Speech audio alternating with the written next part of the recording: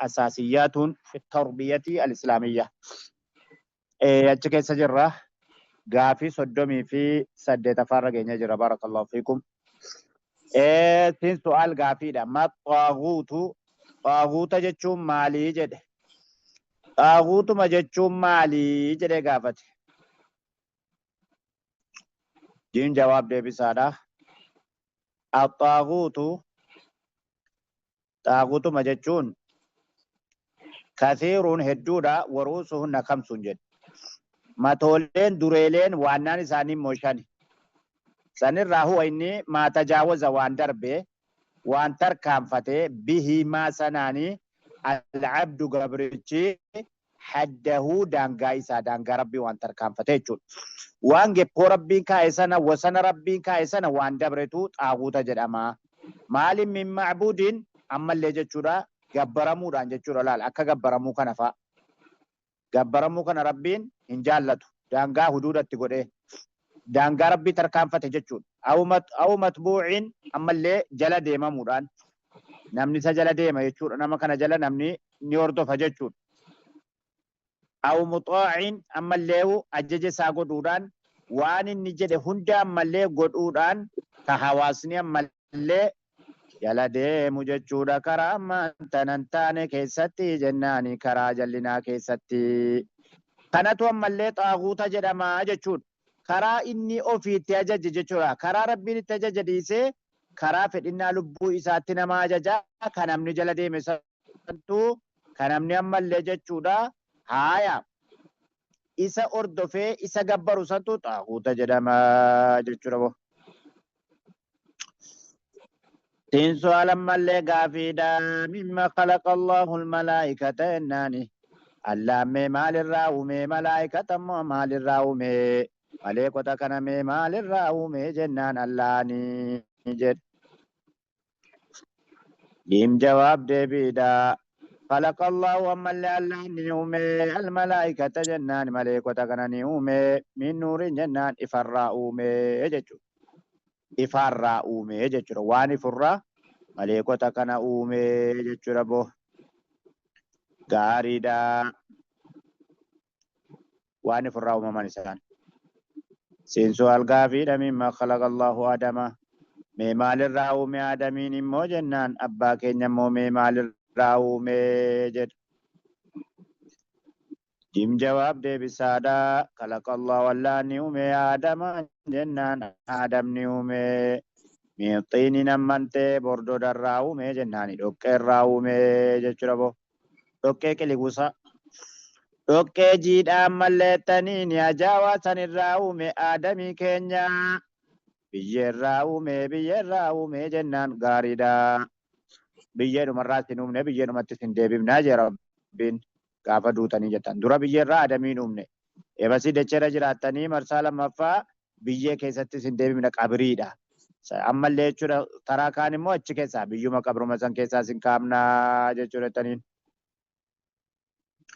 seensu alammallee gaafiidha mimma khalaqa Allahu al-jinna ammallee jinnii kan ammoo allaan maalirraa uume jennaan allaan jinnii kan ammoo maalirraa uume jinnii maalirraa uume jechuudha allaan gaariidha jin jawaab ammallee taniin deebisaadha خلق الله ولا نؤمي الجن جني كان نؤمي جيا من النار إبدا الراومي ناني إبدا الراومي إبدا ملي بلبلو كان الراومي جنان إبدا بلبلو كان الراومي جربو غاري لما انتنا أكا بدات غا وجيني سينما وجدت نما قبا جتشوبر وجيني سينما دلق سيفتو إبدا ترى نما قبا قوشي سيدا جتشوبر كنا في إبدا الراومي تيجو سين سؤال قافيدا اذكر أما اللي دبادو أسماء أما اللي مقولي بعض الملائكة غري مليكو ونرى مقاساني نودا ويجد ملائكة أومي جرى جنمي ربي ملائكة يفرى أومي جنمي غري مقاساني مونو دبادو والأعمال أما اللي دلقو ونساني اللي جناني نودبادو الموكلة إليهم kagama isiidhaatti ammallee godhamanii wakkalamanii jiranii jennaan kagama isiitti godhaman sana dalagaa isaan qaban sanirraallee jennaan ni dubbadhu jedhe boo waan rabbiin isaan godhee jedhe dalagaa san irratti maal hojjedha akka jedhe sana irraa nuu tuqii jedhe garuma isaa irraa nuu lakkaa jechuu bar. Gaariidha jiim jawaab ammallee tokkoof jiim jawaab deebisaadha tokkoffaa irratti jibriiliidha jeeni alayhissalaamu maleekaadha jibriiliidha. وهو جبريل هجين سامو موكل نمالي وكلمادا قدمادا بتبليغ الوحي واجي سورة تناني وكلمادا واجي كان فودان بيوتا تجي سورة تيما تنوجين ساجناني واجي ولي قد قبا جتو واجي سمير رافدان بيوتا تفدا وجين ساكنا جت غاريدا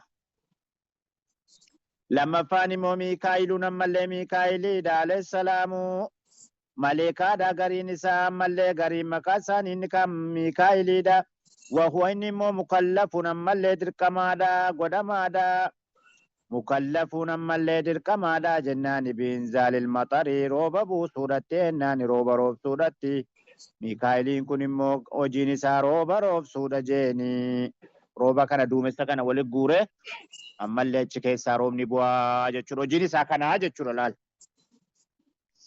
Gaariidha. Sadaffaa irratti Israafiilu ammallee Israafiiliidha alayhi salaam. Wahuwa inni immoo mukallafuun ammallee dirqamaadha godhamaadha binnafki ammallee afuufuudhatti. Suurii ammallee garrii keessatti afuufuudhatti jennaan hojiin isaadha. Guyyaa qiyaamaa sanii jennaan xurumbaa afuufuudha hojiin isaadha.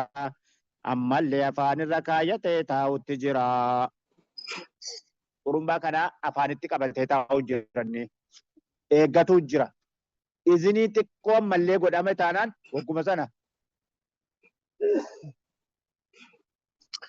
ajajni ba'ee afuufi jennaan ganaa deemee barbaadaan qabu afaanii qabatee taa'u jiranni xurumbaa isaadha. Hojii isaa jechuudha. Gaafa achirraa afuufi jedhan baab gochuudha. Yaa'udha lafa keessaa oli. Hojiin isaa kanaa jechuudha.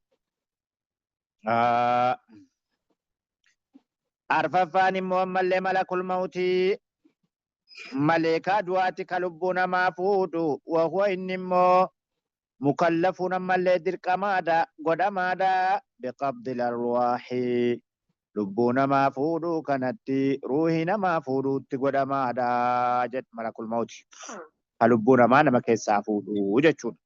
Jara kana irraa lakkaa'e jedhee mire hangana isinii lakkaa'e jedhe gaa.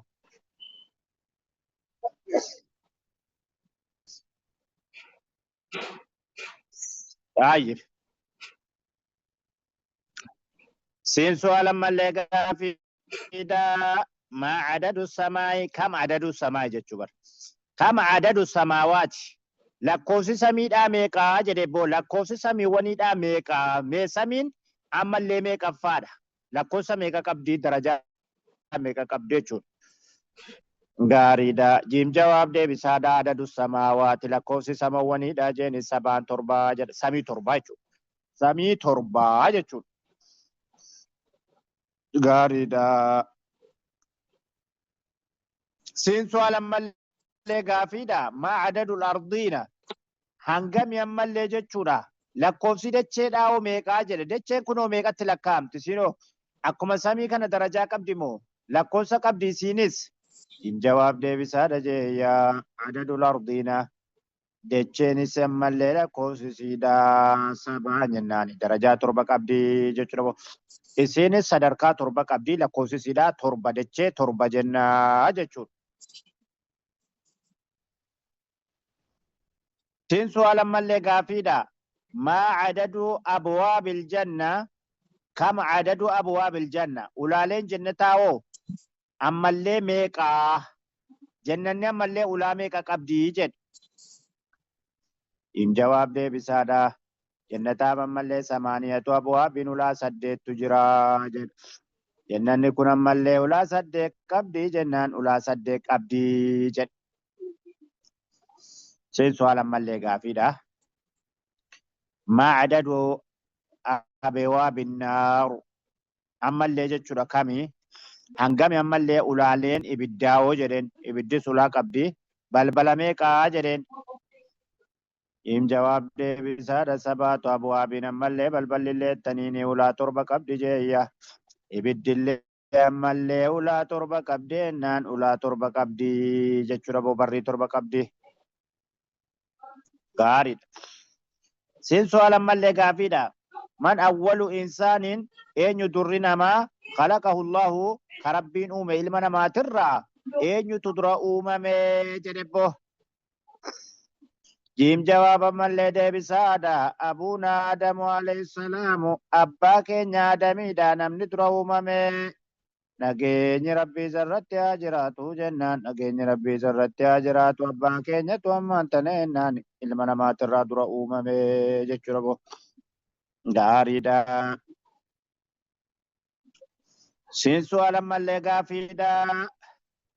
Mashayxaanu sheexaanuma jechuun maali? Sheexaana jechuun maali jedhe. Jawaab deebisaadha. Kullu maa huwa baciiduun. كل شوف مالي ما هو وان إني بعيد فقاتا تهيت عن الخير ابتوان خيري را فقاتا تهي أما اللي جتشودا شيطان جدما قريبنا مالي دياتا كتهي من الشر نمني حقا را فقاتي أما اللي حمتو تدياتو شيطان جدما جد من الجن أما اللي جني راتهن أو إنسين إلمنا ما تراتهن جتشودا إلمنا ما تراتو جني راتو namni ammallee cufti waan haqa irraa fagaattee gama baaxilaatti dhiyaatu sheexaana jedhama jechuudha. Sheexaana jennaan jedhama. Seensu algaafiidha. Manil maqduuba aleehim. Eenyu ammallee irratti dallanuun godhame. Karabbiin irratti aaree irratti dallanee jedhe sun eenyu jedhe. Jiif jawaab deebisaadha. Al-maqduuba aleehim kan dallansuun rabbii irratti jiru al-yahuudu. Humul yahuudu isaa yahuudota jechuudha. Yahudota karabbiin ammallee isaan irratti aaree isaan irratti dallanee jiru Yahudota jedhabbo